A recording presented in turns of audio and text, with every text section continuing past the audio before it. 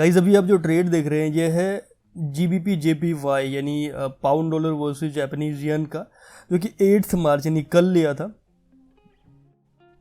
Okay, फिलहाल आप इसको मिड में देख रहे हैं कि मैंने यहाँ से रिकॉर्डिंग करना स्टार्ट करा है मिड से, लेकिन देखिए इसके पीछे जो एनालिसिस है वो बहुत इंटरेस्टिंग है, क्योंकि मुझे इसको रिकॉर्ड करने का ऐसा कुछ याद नहीं आया था जब मैंने ट्रेड में इन हुआ था, लेकिन बाद में मुझे अचानक याद आया कि मुझे ये ट्रेड रिकॉर्ड करना चाहिए। उसका रीज़न ये है कि इसके पीछे जो एनालिसिस है वो बहुत प्यारी है, जो टॉप डाउन एनालिसिस है, प्लस जिस सेशन में ये ट्रेड लिया गया वो सारी चीज़ें, उसके पीछे एक मैसेज था, तो इसलिए मैंने सोचा कि इसको मैं रिकॉर्ड कर लूँ।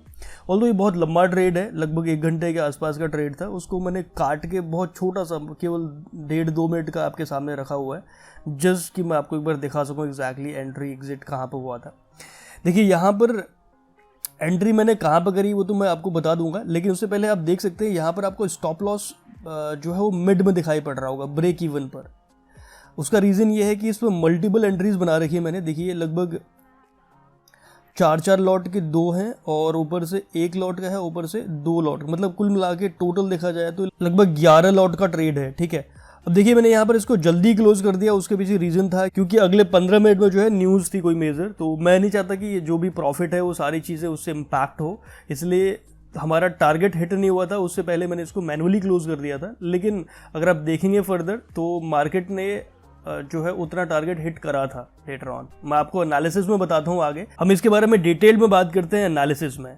अब देखिए इसके लिए हम चलते हैं ट्रेडिंग व्यू पे और बात करते हैं कि कहाँ पे हमने एंट्री बनाई थी और कहाँ तक हमने टारगेट रखा था और क्या रीज़न था इस पे इन होने का, और जो टॉप डाउन एनालिसिस है वो हम सीखते हैं। ठीक है, चलिए।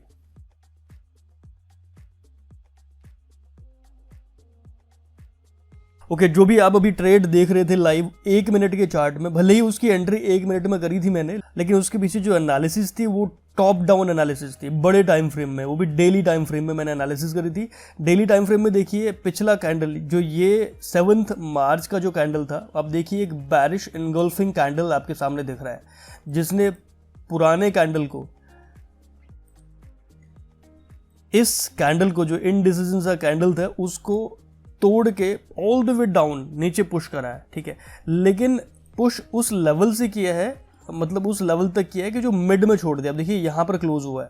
ठीक है, इसका मतलब हमारे पास इतना और स्कोप है, पीछे नीचे जो है इतना स्कोप और है, यहाँ तक क्लोजर तक एटलीस्ट, जहाँ पर डे की क्लोजिंग हुई है पिछले वाले, तो 40 पिप्स के आसपास का टारगेट यहाँ बचा हुआ था और हम सोच रहे थे कि हमें एक पुल बैक मिले, हम यहाँ पर एंट्री नहीं चाह रहे थे। ठीक है, तो प्राइस ने क्या करा, देखिए छोटे टाइम फ्रेम में गए, यहां पर हुई थी क्लोजिंग। अब हम यहां पर एंट्री बना सकते थे, लेकिन उसके लिए हमारे पास स्टॉप लॉस इतना बड़ा था और टारगेट इतना छोटा, तो हम ये बिल्कुल नहीं चाहते। इसलिए हमने क्या करा, हमने वेट करा पुल बैक आने का। पुल बैक आया कहां तक, यहां तक। इसके पीछे हमने एक और एनालिसिस करी है कुछ इस तरह से। देखिए ऑल्दो मैं ट्रेंड लाइन पर ज़्यादा भरोसा नहीं करता, लेकिन फिर भी देखिए ट्रेंड लाइन ने बहुत अच्छा सपोर्ट यहाँ पर दिया हुआ है, एक रेजिस्टेंस का काम करा है।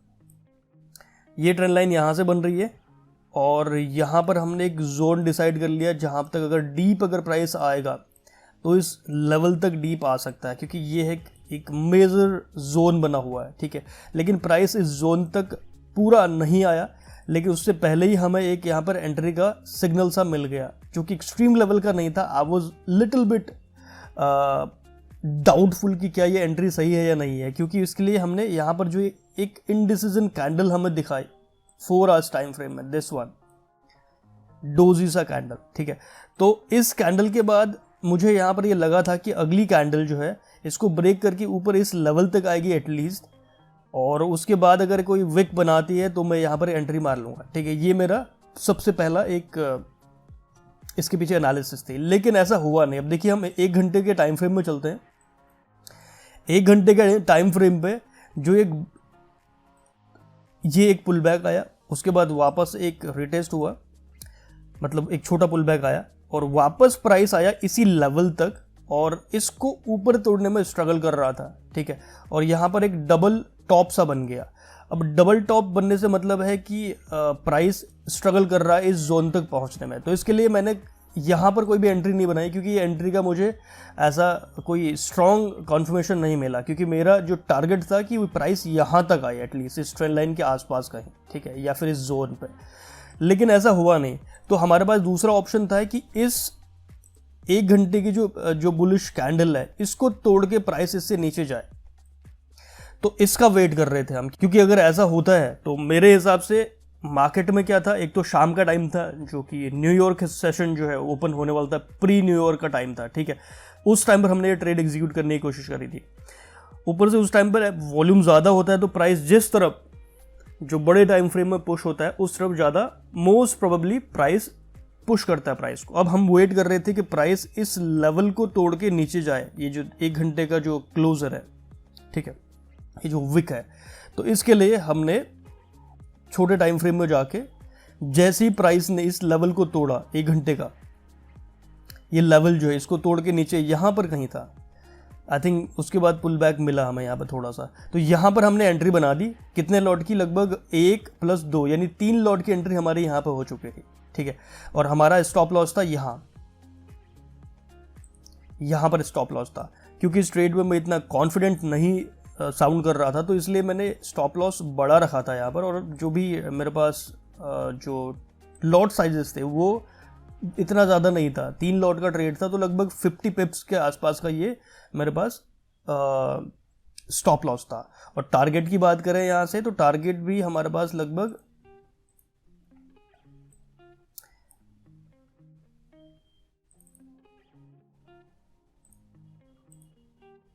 यहाँ से हमारे पास था लगभग 70 पिप्स के आसपास।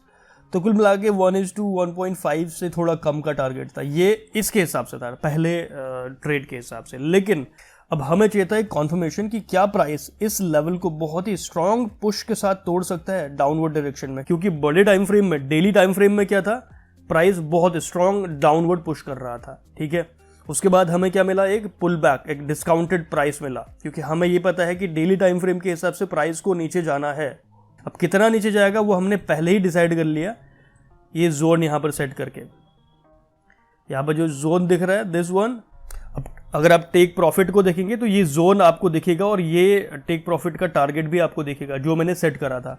अब आपने देखा था मैंने केवल इस ट्रेड को जो शो करा है वो ब्रेक इवन पे लाके शो करा है, तो उसके लिए हमने एंट्री बनाई थी यहाँ पर, इस जोन के आसपास हमें एक स्ट्रॉन्ग पुश चाहिए था, ठीक है, डाउनवर्ड डायरेक्शन में।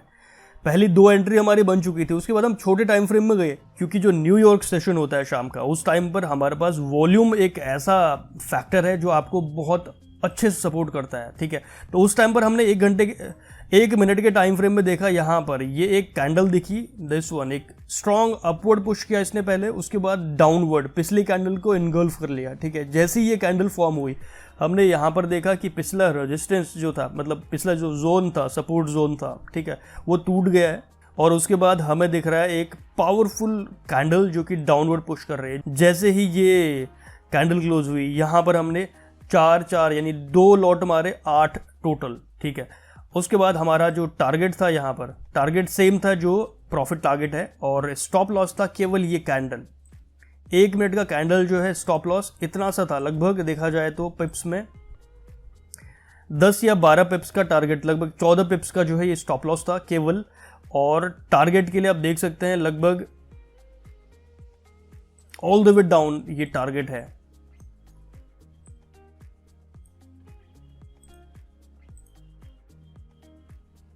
लगभग 65 पिप्स के आसपास का टारगेट है। तो इस हिसाब से आप देख सकते हैं यहाँ पर कितना बड़ा रिस्क टू रिवॉर्ड आप कैप्चर कर रहे हैं, ठीक है। और जैसे ही प्राइस ने इस जोन को स्ट्रांगली तोड़ा, इसके बाद थोड़ा सा पुल बैक आया, और जैसे ही प्राइस यहाँ तक गया, ठीक है, उसके बाद जैसे ही प्राइस ने ये एक इनगल्फिंग कैंडल बनाया 15 मिनट के टाइम फ्रेम में, दिस वन, तो आपने देखा होगा स्टार्टिंग से ही ये जो ट्रेड था वो ब्रेक इवन में आ चुका था। तो इसका मतलब जैसे ही 15 मिनट का जो कैंडल है फॉर्म होने वाला था, तो हमारे पास ये एक लेवल था जहाँ पर प्राइस थोड़ा सा पुल बैक दे सकता था, लेकिन हमने उसकी परवाह नहीं करी। हमने क्या करा, उस ट्रेड को ब्रेक इवन पे लाके छोड़ दिया। अब उसमें स्टॉप लॉस अगर हिट होता है तो हमारे पास कोई भी रिस्क नहीं था, ठीक है, और रिवॉर्ड के लिए हमारे पास यहाँ तक का टाइम था, ठीक है। ऑल्दो पूरा रिवॉर्ड हम ले नहीं पाए, उसके पीछे रीज़न था कि हमारे पास यहाँ कहीं हमने उसको क्लोज कर दिया। रीज़न था अगले 15 मिनट में कोई मेजर न्यूज़ आने वाली थी और कोई भी ट्रेडर ये बिल्कुल नहीं चाहेगा कि उसका जो प्रॉफिट है वो इम्पैक्ट हो केवल एक सडन स्पाइक की वजह से, ठीक है, और वो भी कुछ पिप्स हिट ना होने की वजह से, लगभग 12-14 पिप्स हिट ना होने की वजह से अगर मैं पूरा जो भी गेन था अगर मैं उसको लुटा दूं तो वो एक समझदारी वाली बात नहीं होगी। जब भी आपके सामने न्यूज़ वाला इवेंट आता है और आपको लगता है कि कहीं ना कहीं वो अफेक्ट कर सकता है आपके ट्रेड को, तो आपको ऐसी सिचुएशन में मार्केट से बाहर निकल जाना चाहिए। तो कुछ ऐसा ही किया हमने यहाँ पर और हमने इस ट्रेड को मैन्युअली क्लोज कर लिया कहीं इस लेवल के आसपास। अगर आप बाद में देख सकते हैं कि प्राइस ने हमारे टारगेट को हिट करा हुआ है और उसके बाद जाके एक पुल बैक हमें देखने को मिला है। अभी जो एनालिसिस में शेयर कर रहा हूँ ये है 9 तारीख और जो ट्रेड मैंने एग्जीक्यूट किया था वो कल का था, ठीक है। सो आई होप इस पूरी एनालिसिस से या लाइव ट्रेड से आपको कुछ सीखने को मिला होगा। दूसरा एक चीज़ पर और मैं एम्फसाइज करना चाहूँगा, कभी भी आप ट्रेड करें तो हाई वॉल्यूम सेशन पर करें जिस टाइम पर आपके सामने अच्छा खासा वॉल्यूम हो और वॉल्यूम आपको सपोर्ट करे, या फिर अगर आपको सपोर्ट नहीं कर रहा है तो आप एटलीस्ट उस लेवल से जल्दी बाहर निकल लें स्टॉप लॉस लेके। वीडियो पसंद आता है तो एक लाइक स्मैश करना ना भूलें और फ्यूचर वीडियोस के लिए चैनल को सब्सक्राइब करना बिल्कुल ना भूलिएगा। So with that said, this is your coach lastly spoken signing off. Have a wonderful day ahead. Happy trading.